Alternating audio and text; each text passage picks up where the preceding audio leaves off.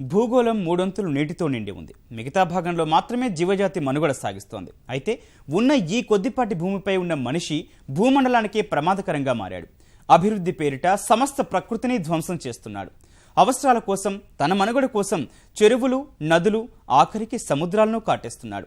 ఆధునికత పేరిట పంచభూతాలకు పొగబెడుతున్నాడు. ఇప్పటికే వాయు కాలుష్యంతో మరణ శాసనం లెక్కించుకున్న తీరు మార్చుకోక సముద్రాలను వదలడం లేదు.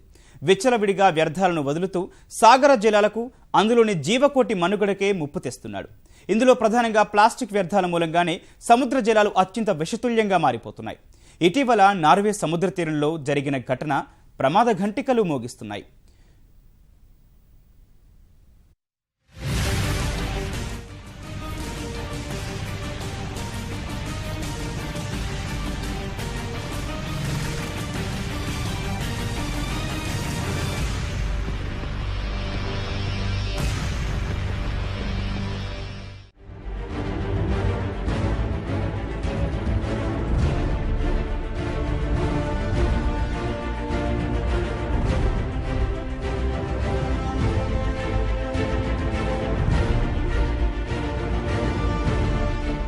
మనిషి అభివృద్ధిలో ఆకాశాన్ని తాకుతుంటే ప్రకృతి సమతుల్యత మాత్రం అధఃపాతాళ్లను చూస్తోంది.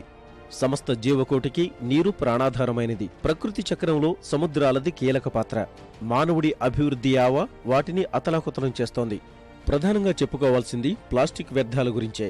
పొద్దున లేచింది మొదలు ప్లాస్టిక్ వస్తువుల వాడకం మానవ జీవనంలో ఓ భాగమైపోయింది. ప్లాస్టిక్ వస్తువులు లేని జీవితాన్ని ఊహించడం కష్టమే. రోజూ టన్నుల కొద్దీ ప్లాస్టిక్ వ్యర్థాలు చెత్త కుప్పల్లోకి చేరుతున్నాయి. అన్ని దేశాలు ఈ సమస్య ఎదుర్కొంటున్నాయి. ప్లాస్టిక్ వాడకాన్ని తగ్గిద్దామని చేస్తున్న ప్రయత్నాలు సఫలం కావడం లేదు.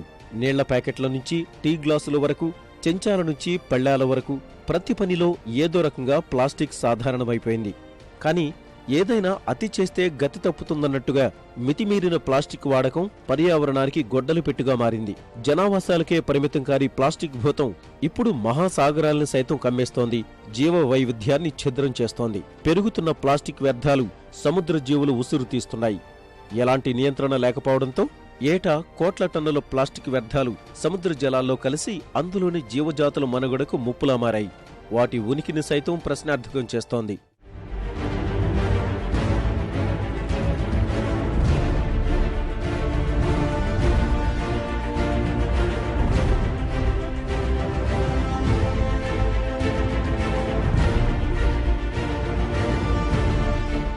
సముద్ర జలాలు ఎంత కలుషితమైపోయాయో నార్వేలో ఇటీవల మరణించిన తిమింగలం ఉదంతం కళ్లకు కడుతోంది.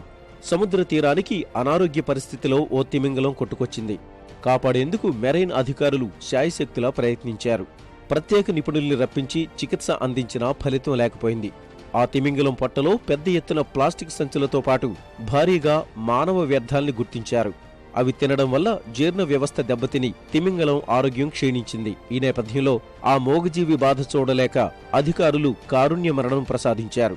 2050 నాటికి సముద్రాల్లో చేపల కంటే ప్లాస్టిక్ వ్యర్థాల పరిమాణమే ఎక్కువ ఉంటుందన్నది ప్రపంచ ఆర్థిక సదస్సు నివేదిక. తీర ప్రాంతం ఉన్న 192 దేశాల్లో 275 మిలియన్ మెట్రిక్ టన్నులు ప్లాస్టిక్ ఉత్పత్తి అవుతుంటే అందులో 12.7 మిలియన్ మెట్రిక్ టన్నులు ప్లాస్టిక్ వ్యర్థాలు సముద్రాల్లోకి చేరుతున్నాయి. ప్రపంచవ్యాప్తంగా ఎప్పటికప్పుడు 300 మిలియన్ టన్నుల కొత్త ప్లాస్టిక్ వస్తువులు వాడుతారని అంచనా. అందులో సగానికి పైగా వస్తువుల జీవితకాలం 12 నిమిషాలే. ఈ మొత్తం ప్లాస్టిక్ వ్యర్థాల్లో 8 మిలియన్ టన్నులు సముద్రాల్లోకి చేరుతున్నాయని పరిశోధనల్లో తేలింది. అంతర్జాతీయ సంస్థల అధ్యయనం ప్రకారం సముద్రంలో తేలియాడే చెత్తలో 90% ప్లాస్టిక్ వ్యర్థాలే అని తేలింది. ఇప్పటికే గుట్టల కొద్దీ ప్లాస్టిక్ మహమ్మారి సముద్ర జలాల్లో తిష్టవేసింది. ఏటా ఇది రెట్టింపవుతోంది తప్ప ఏమాత్రం తగ్గడం లేదు. వీటి వల్ల తిమింగలాలు, డాల్ఫిన్లు, తాబేళ్లు సహా ఇతర సముద్ర జీవులు మృత్యువాత పడుతున్నాయి.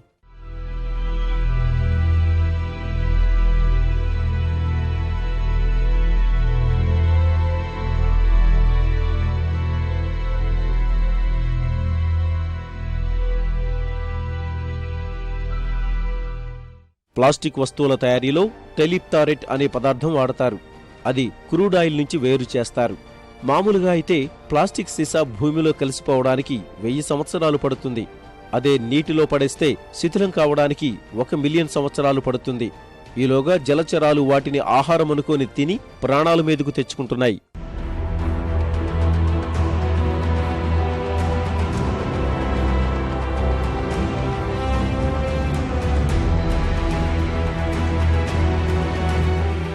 కేవలం జలచరాలే కాదు, ప్లాస్టిక్ పుణ్యమాని పర్యావరణ సమతుల్యతలో కీలక పాత్ర పోషించే సముద్ర పక్షులు కూడా అంతరించే ప్రమాదంలో పడ్డాయి. అమెరికా సమీపంలోని మిడ్వే ఐలాండ్ తీరంలో ఉన్న అల్బర్ట్రస్ జాతి కోడిపిల్లల్లో ఏటా 40% మేర మృత్యువాత పడుతున్నాయి. సీల్ జాతి సైతం ప్రమాదంలో పడింది.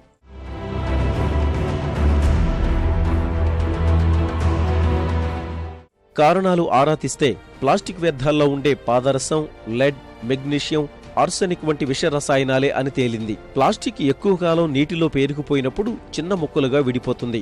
అలా మిగిలిపోతున్న వ్యర్థాల్ని సముద్ర జీవాలు తిని ప్రమాదం కొని తెచ్చుకుంటున్నాయి. ప్లాస్టిక్ వ్యర్థాలు తిని సముద్ర జీవులు చనిపోవడమే కాదు, మరికొన్ని విపరిణామాలకు కారణమవుతున్నాయి. కొన్ని సముద్ర జీవులు గుడ్లు పెట్టే ఆవాసాలపైన ప్లాస్టిక్ పేరుకుపోవడం వల్ల జీవ వైవిధ్యానికి ముప్పు తలెత్తుతోంది.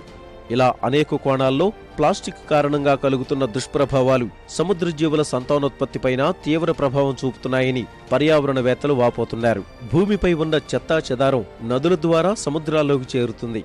నగరాల మురుగు, వ్యవసాయ వ్యర్థాలు, ఎరువులు, పెస్టిసైడ్లు, చమురు ఇందులో ముఖ్యమైనవిగా చెప్పుకోవచ్చు. వీటి దెబ్బకు సముద్ర జలాలు దుఃఖసాగరాలుగా మారుతూ భవిష్యత్తును ప్రశ్నార్థకం చేస్తున్నాయి. చైనాలో ఒక సముద్రం కలుషితం అవుతున్న తీరు ఆశ్చర్యం కలిగిస్తుంది. ఉత్తర చైనా, ఈశాన్య చైనాల్లో ఉన్న బొహాయి తీరంలో ఏడాదికి 2.8 బిలియన్ టన్నుల వ్యర్థ నీరు వదులుతున్నారు.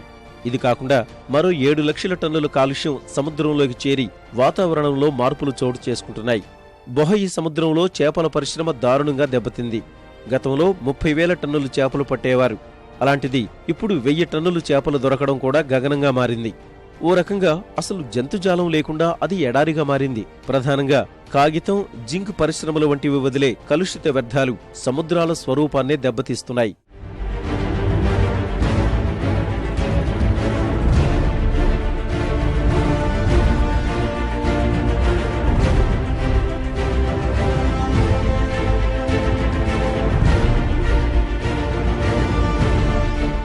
సముద్రాలు కలుషితం కావడానికి మరో కారణం చమురు. సాగర గర్భంలో అపారమైన చమురు నిక్షేపాలున్నాయి.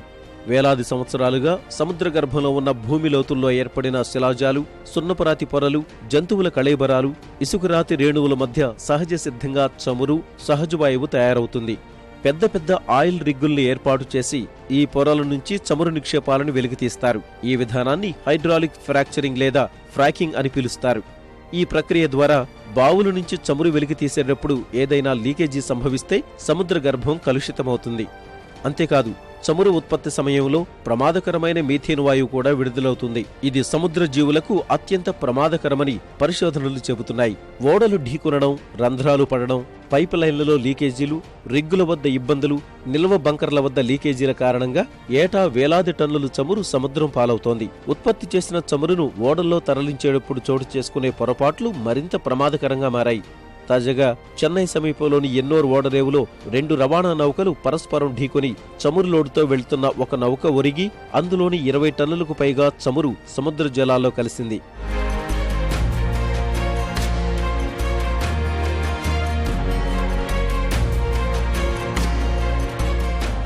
ఇది ఎంత ప్రమాదకరంగా మారిందంటే సుమారు 30 కిలోమీటర్ల మేర చమురు తెట్టు ఏర్పడి పర్యావరణాన్ని తీవ్రంగా దెబ్బతీసింది. ఆ పరిధిలోని చేపలు, తాబేళ్లు, ఇతర జల సంపద మృత్యువాత పడుతోంది. సముద్రంలోని చమురు తెట్టును శుద్ధి చేసేందుకు వేల మంది సిబ్బంది, వాలంటీర్లు, స్వచ్ఛంద సంస్థలు ప్రయత్నిస్తున్నాయి.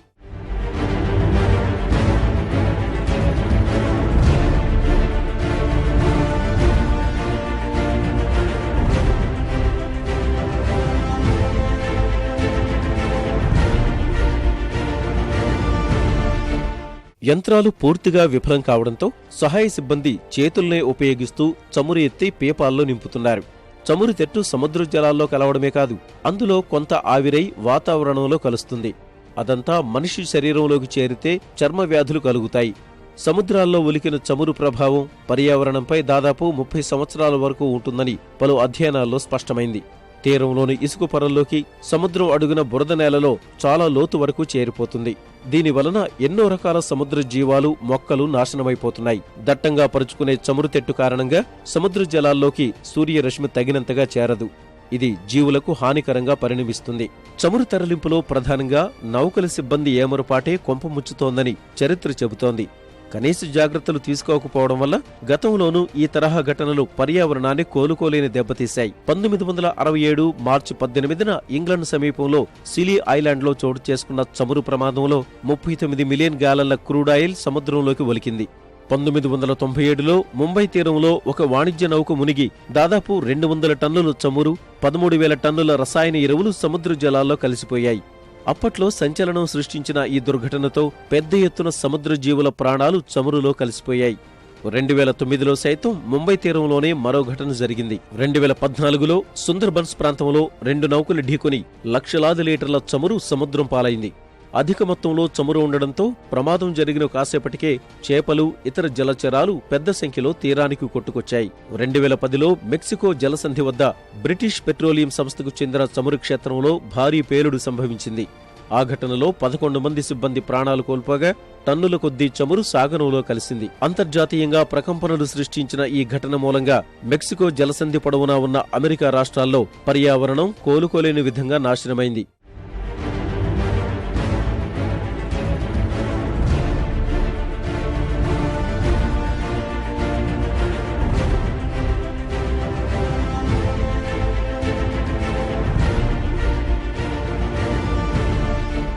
నౌకల్లోని సిబ్బంది మొదలుకొని ఓడరేవు సిబ్బంది, తీర రక్షక దళం సిబ్బంది వరకు అందరికీ అవగాహన ఉంటే ఇంధనాన్ని మోసుకొచ్చే నౌకల విషయంలో వారెవరూ ఏమరుపాటు ప్రదర్శించారు. నౌకల భద్రత విషయంలో పటిష్టమైన నిబంధనలుండాలి.